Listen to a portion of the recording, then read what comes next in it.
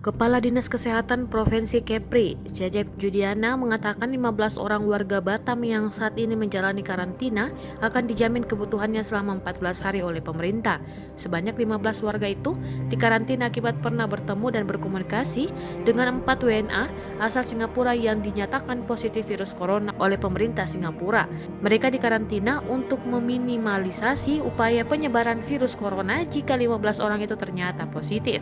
Diakui Cecep, saat ini dari 15 orang tersebut masing-masing dirawat di 2 lokasi berbeda. Sopir WNA asal Singapura yang positif corona dikarantina di rumahnya.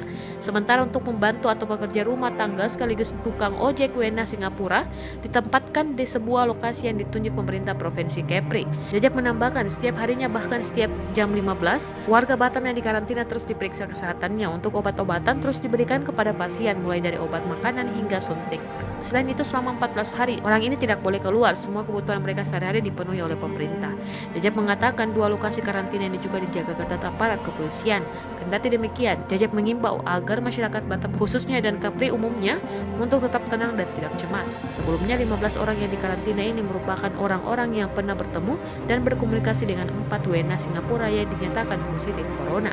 2 orang diantaranya diketahui telah bertemu dan berkomunikasi dengan warga Singapura itu kurang lebih dari 3 hari. Untuk menghindari penyebaran di Indonesia, khususnya Batam, pemerintah langsung mengkarantina 2 orang tersebut, termasuk orang yang pernah bertemu dan berkomunikasi dengan mereka.